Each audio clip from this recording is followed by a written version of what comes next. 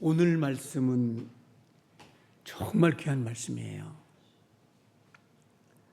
하나님이 우리에게 창조자신 하나님이 주님이 말씀하시기를 인생과 근심이 뭐냐? 인생과 근심은 친구인데, 인생이라는 게 뭐냐면 목숨을 가진 사람이란 뜻이에요. 이 목숨을 가진 사람의 친구가 근심이라는 거예요. 그런데 근심하지 말라. 이 엘림나오라는 뜻이에요. 이 원어의 엘림나오라는 게 근심하지 말라는 뜻인데, 근심하면 산산이 부서진다. 그러니까 근심하면 우리의 인생이 산산이 부서진다는 뜻이에요. 그래서 근심하지 말라는데, 그 인생들에게 근심하지 말라는 말씀을 하시면서 자기에게 맡기라는 창조주의 말씀인데, 여기 굉장히 중요한 교리가 들어있어요. 기독교의 교리 가운데 가장 핵심적인 교리가 재림입니다.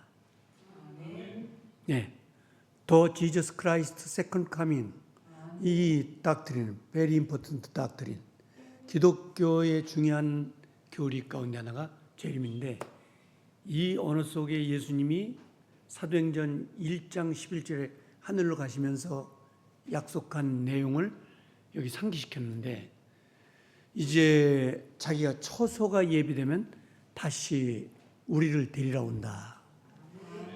예수님의 중요한 예언 가운데 세 가지가 핵심적인 예언이 있어요. 늘 공부 시간에 했기 때문에 반복은 안 하지만 그 마지막 하나가 이 처소를 예비하면 다시 데리러 온다는 이 재림이에요. 그런데 처소라는 말이 뭐냐면요, 맨션 아파트란 뜻이에요. 언어에. 그러면 천국에 우리가 영원히 살 수 있는, 구원받은 영혼들이 살 수 있는 집이 마련되면 다시 데리러 오겠다. 그래서 염려하지 마라. 혹시 근심이 있다면은 나에게 맡기라. 자, 그래서 오늘 아침에 싹 맡겨보자고요. 예, 이 메림나우라는 언어, 근심이라는 뜻, 이걸 하게 되면 산산이 부서진다. 여러분, 산산이 부서지는 것이 많이 있죠. 예. 핵무기가 왜 그렇게 무서운가? 21세기에 가장 무서운 공포를 하냐면 모든 걸 사라지게 해요. 부서지게 해요. 예, 미국을 그렇게 미워하면서도 쳐들어가지 못하는 것은 미국의 많은 핵무기를 보유하고 있거든. 이 핵무기가 그렇게 무서운 건데 산산이 부서진다는 것이에요. 자, 엘림나오, 근심하지 말고 하나님께 맡기라는 뜻인데요. 이거는 주님이 우리에게 오늘 굉장히 중요한 약속이에요. 이 창조자가 하신 약속이니까 그 약속을 하나님은 꼭 지키시고 도와주실 거예요. 자, 오늘 제가 얼굴을 보니까 근심 있는 분들이 많이 계시죠. 오늘 이 근심을 하나님께 맡기고 가자. 안 맡기면은 엘림나오, 산산이 어떻게 우리 인생이 부서지는 거예요. 그리고 병들게 하는 거예요. 사단은 이 기회를 또 놓치지 않죠. 자, 이 대통령이나 국회의원들이 당선되기 위해서 약속을 하는 게 있어요. 시민들과 국민들과 약속하는 게 있는데, 그걸 보고 우리는 정식 용어로 공약이라는 것이에요. 공적인 약속이에요. Public promise. 그런데 이걸 얼만큼 지켜지느냐? 안 지켜져요. 많이 지켜져 봐야 40%예요. 놀라는 사람 하나도 없고 뭔지 모르니까. 그러니까 엄청난 뻥튀기를 하고 당선됐지만 그 약속을 지키는 사람은, 이행하는 공약은 40%밖에 되지 않지만 하나님은 꼭 지키세요. 그 약속을 꼭 믿고, 만약에 엘림나오 그거 가져가면 우리 인생은 그냥 망하는 거예요. 그래서 오늘 그거를 하나님께 맡길 수 있는 아침이 되시기를 주님의 이름으로 축복을 합니다. 참 저에게는 고마운 분들이 많이 계시죠. 물론 우리 사랑하는 성도님들이 제일 고마운 분들이지만 외부에도 저를 돕는 분들이 많아요. 참 이분들에게는 고마운 분인데 두 분이 있어요. 한 분은 사업을 하시는 분이고 열심히 일하는 분인데 이 두 분이 이런 얘기를 해요. 몇 해 전부터 그런 얘기를 하셨죠. 선교를 그렇게 열심히 하시고 이 공무원들과 많은 사람들에게 전도를 하시니까 정말 우리는 감동입니다. 저희들이 잘 되면은 집 사드릴게요. 얼마나 고마운 분입니까? 그러면 두 사람이 하나씩 사주면은 하나는 우리 부목사 주고, 그렇게 안 보여요? 예. 그렇게 다 도둑눈으로만 보지 말라고, 사람은. 그래서 좀 고마운 분인데, 세상이 그렇듯이 이분들이 일이 안 돼. 그래서 요새는 집 사주겠다는 소리가 쏙 들어가고, 매일같이 민원만 하는 거예요. 시장님 좀 만나주세요. 누구 만나주세요. 일이 안 된 거지. 그러나 사람은 그 말한 걸 다 지킬 수가 없어. 근데 우리 하나님은 지키세요. 어느 정도 지키냐? 100%.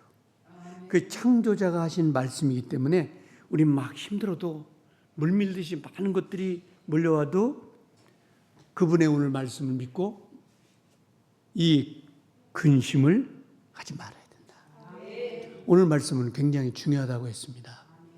여러분, 근심은 엘림나우 산산이 부서지게 하는 거, 인생을 하지 말라는 것인데, 그러면 그 종류는 어느 정도 될까?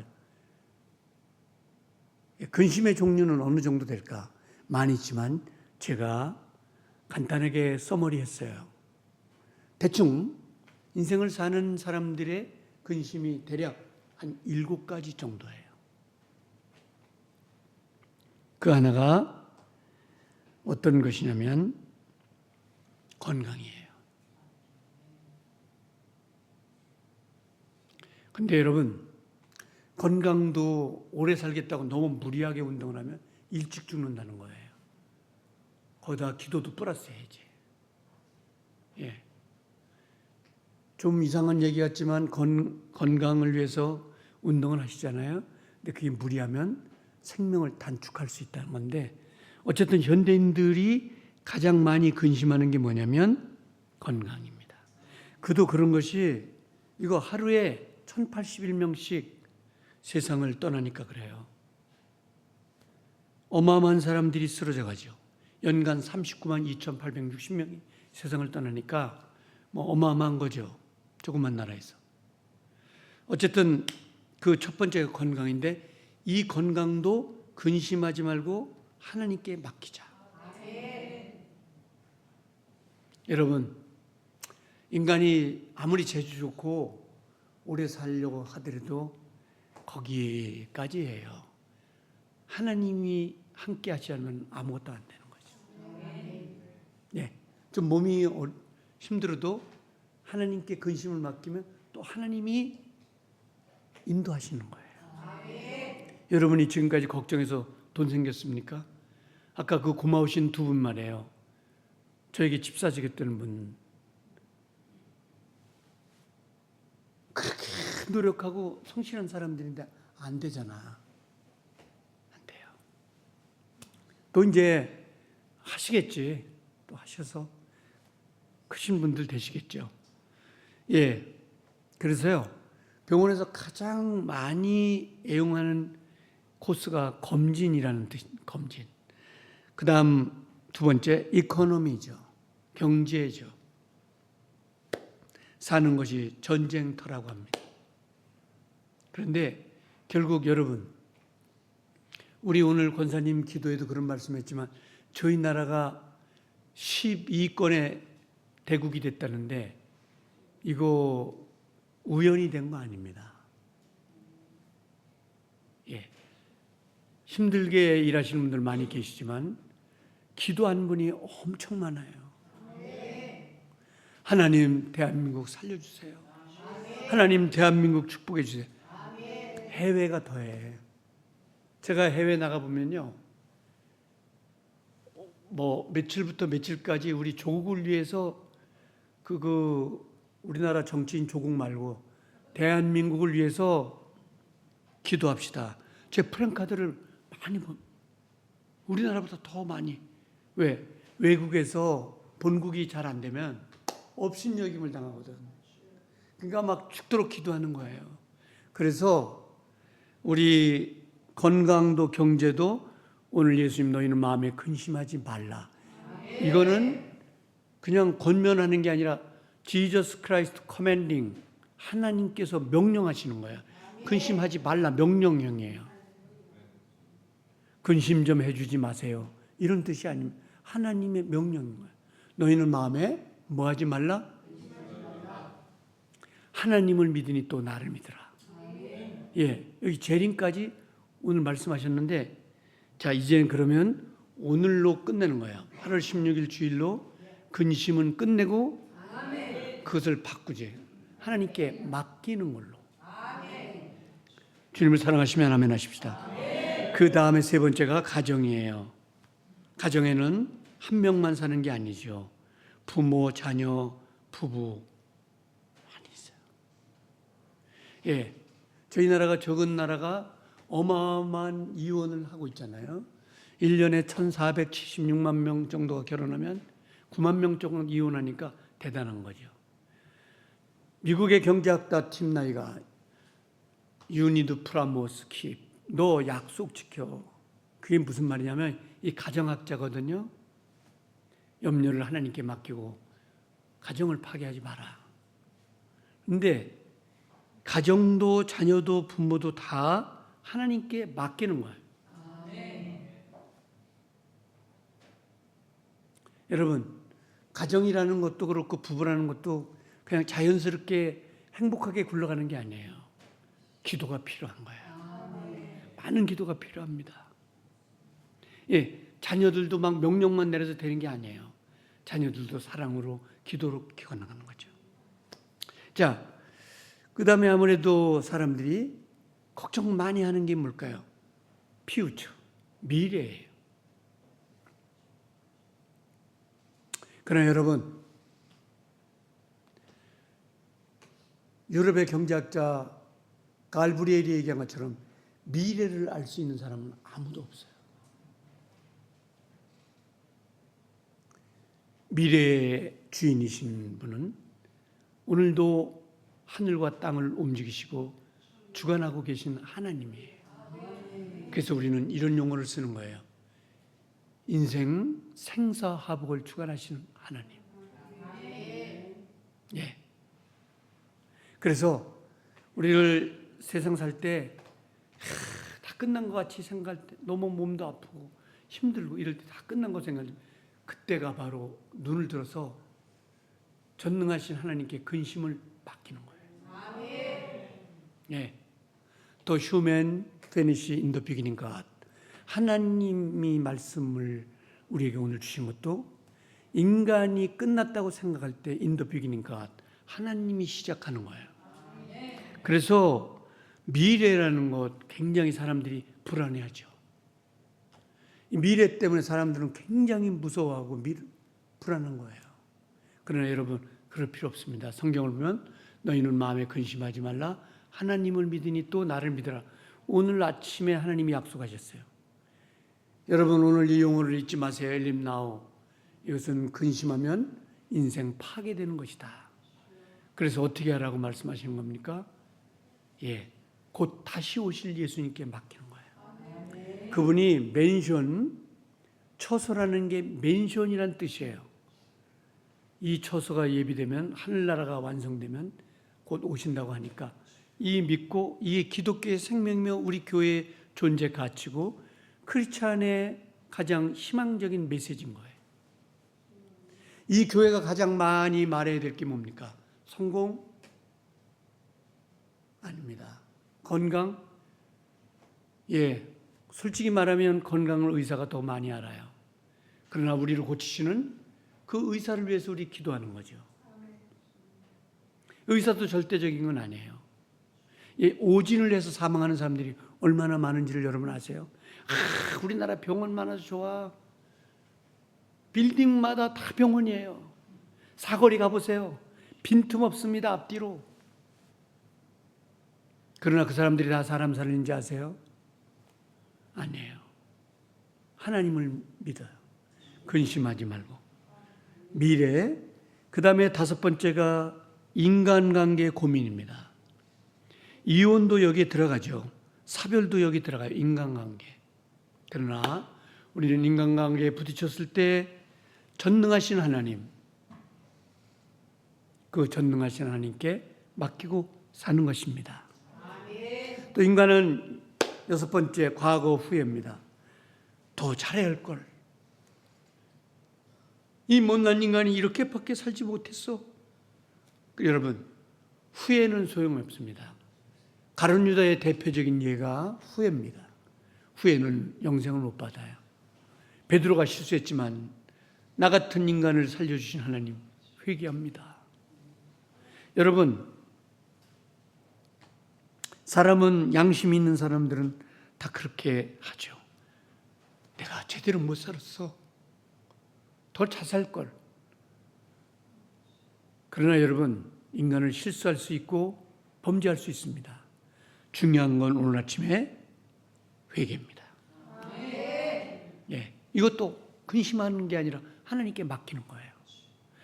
오늘 아침에 하나님 앞에 회개하는 베드로는 크게 됐지만 후회한 가룟 유다는 지옥에 갔습니다. 우리 사람들이 갖고 있는 하나님이 준 원래의 퍼스널리티, 이 성품이 후회라는 걸 하는 거죠. 내가 좀 잘할 걸. 내가 더 하나님이나 교회에 더 잘할 걸. 하나님의 사람들에게 더 잘할 걸. 그러나 여러분, 후회하면 안 돼. 후회하면 마귀 틈탑니다. 후회하지 않고 회개하는 것입니다. 그럼 햇빛과 같은 은혜를 주시는 거예요. 근심하지 말고 하나님께 맡기라. 오늘 아침에 주의 음성을 여러분 듣는 겁니다. 마태복음 11장 28절에 그래서 무거운 짐진 자들아 다 내게로 오라. 근심을 맡기라는 거예요. 시편 68편 19절, 베드로전서 5장 7절을 보니까 근심하고 울지 마라. 나에게 근심을 맡기라고. 마태복음 6장 34절에 근심을 나한테 맡겨. 무거운 짐을 나에 맡기라고. 그래서 다윗도 성공한 거예요. 시편 42편 11절에 보면 다윗은 엄청난 무거운 짐을 지는데 울면서 그런 얘기를 해요. 여호와 하나님, 나의 짐을 맡아주세요. 그래서 다윗은 결국 성공한 사람이 된 거예요.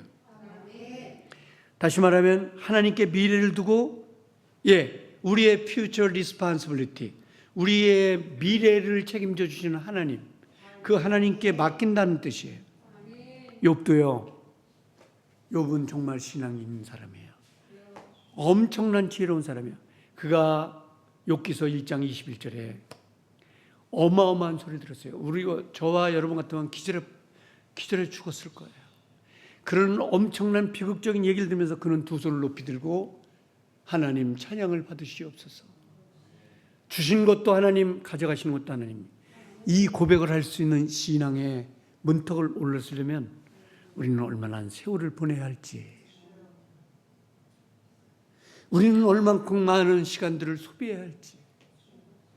이거 보세요. 여러분, 그냥 돈이 떨어졌다는 얘기가 아니잖아요.